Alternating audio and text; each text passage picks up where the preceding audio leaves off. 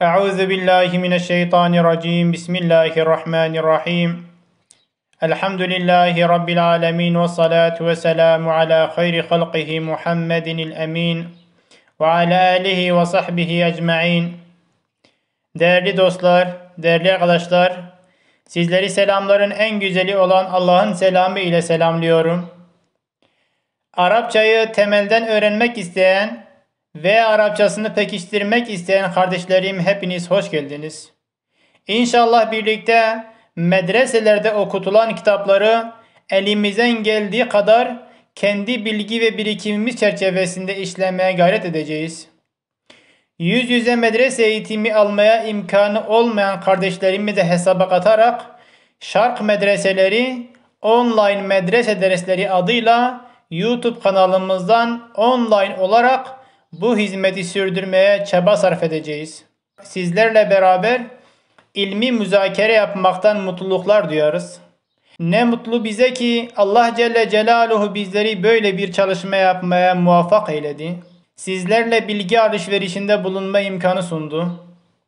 Bu gayretlerimizin hayra vesile olmasını ve istifadeli olmasını Cenab-ı Allah'tan temenni ettikten sonra sarf ilminde ilk kitap olan Emsile kitabına başlıyoruz. Kitabul Emsile. Emsile kitabı Arap dil bilgisi üzerine yazılmış bir kitaptır. İslam dünyasında ve Osmanlı'da büyük bir şöhret kazanan bu kitap Osmanlıca ve Arapça olarak kaleme alınmıştır. Medreselerde ve özellikle şark medreselerinde okutulan ve hatta ezberlenen bu eser kelimelerin türemleri ve çekimleri üzerine yazılmıştır. Sarf ilminin giriş basamağı olan bu kitap, sarf ilminin öğrenilmesinde büyük bir önem arz etmektedir. Bu kitabın müellifi bilinmemektedir. Kitabın Hazreti Ali radıyallahu anh tarafından yazıldığı söylenilse de bunu doğrulayacak ve teyit edecek herhangi bir görüş bulunmamaktadır. Kitabı okumaya başlarken Bismillahirrahmanirrahim, Rahman ve Rahim olan Allah'ın adıyla diyor ve Emsile kitabına giriş yapıyoruz. Emsile kelimesi misal kelimesinin cem'i, çoğulu olup örnekler, misaller anlamındadır. Bu kitabımızda sarf ilminin temel konularının genelinden örnekleri işlediği için bu isim ile adlandırılmıştır. Bu kitabı musannıf, yazar, iki bölüme ayırmıştır. İlk bölümde El-Emsiletül Muhtelife, Emsile-i Muhtelife'yi, ikinci bölümde de El-Emsiletül Muttaride, Emsile-i Muttaride'yi işlemiştir. Emsile-i Muhtelife demek bir Arapça kelimenin mazi, muzari, mastar, ismi fail, ismi mef'ul gibi yapılara göre çekimleri demektir. Bunun nasara kelimesi üzerinden açıklayacak olursak, nasara fiilinin yansuru, nasran, nasirun, mensurun şeklindeki çekimine emsile-i muhtelife denir. Emsile-i muttaride ise Arapça bir kelimenin mazi, muzari, mastar, ismi fail ve benzerleri formatlarının kendi içlerinde müfret, tesniye, cemi, müzekker, müennes, gaib, muhatap ve mütekellim gibi durumlara ayrılıp çekimlerinin yapılması demektir. Emsile kitabını okumaya başlamadan önce bu kitapta sıkça kullanılan tabirleri ilk önce öğrenmenin yararlı olacağının kanaatindeyim. Onun için ilk önce Emsile kitabına ön hazırlık olma babından bu tabirlere kısaca değinelim. Arapçada kelime 3 kısma ayrılır. İsim, fiil ve harf. Eğer kelime kendi başına bir anlam ifade ediyorsa ve bununla birlikte bir zaman dilimiyle beraberlik varsa buna fiil denilir. Örneğin nasara kelimesini söylediğimizde, zikrettiğimizde kendi başına yardım anlamını ifade ediyor. Ve bununla birlikte bu yardımın 3 zaman diliminden geçmiş zamanda yapıldığını ifade eder. Bunun için nasara kelimesine fiil diyoruz. Eğer kelime zikredildiği zaman kendi başına bir anlam ifade eder ve bir zaman dilimiyle beraberlik yoksa buna da isim denilir. Örneğin Zeyd kelimesi söylediğimizde bir anlam ifade eder.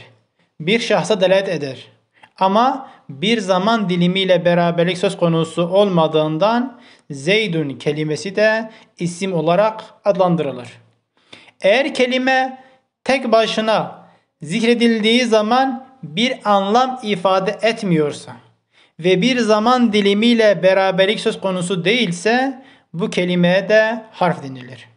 Örneğin bi kelimesi veya min kelimesi tek başına zikrettiğimizde ne bir anlamı ifade eder ne de bir zaman dilimiyle beraberlik söz konusu olmadığı için min kelimesi ve bu kelimesi de harf olarak adlandırılır.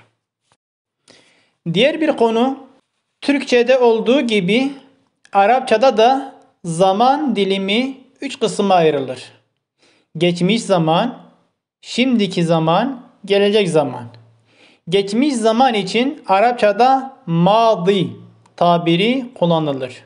Şimdiki zamanı ifade etmek için de hal kelimesi, gelecek zamanı ifade etmek için de müstakbel kelimesi kullanılır. Arapçada fiiller işlenildiği zamana göre isimlendirilirler. Şayet işlenilen fiil geçmiş zamanda yapılan bir fiilse fiili madi, mazi fiili, eğer şimdiki veya gelecek zamanda işlenilen bir fiil ise bunlar için fi'lül mudara, muzari fiil tabiri kullanılır. Arapçada isimler müfret, tesni ve cemi olarak 3 kısma ayrılır. Müfret, tekil, bir varlığı ifade eder. Tesniye, aynı cinsten olan 2 varlığı ifade eder. Cemi ise 3 veya 3'ten daha fazla varlığı ifade etmek için kullanılır. Örneğin kalemun dediğimizde bir kalem, kalemani dediğimizde 2 kalem, kalemune dediğimizde ise 3 veya 3'ten daha fazla kalemi ifade eder. Onun için kalemun kelimesi müfred, kalemani kelimesi tesniye, kalemune kelimesi de cemi adını alır. Arapçada fiili yapan şahıs, fiili yapan kişiye fail denilir.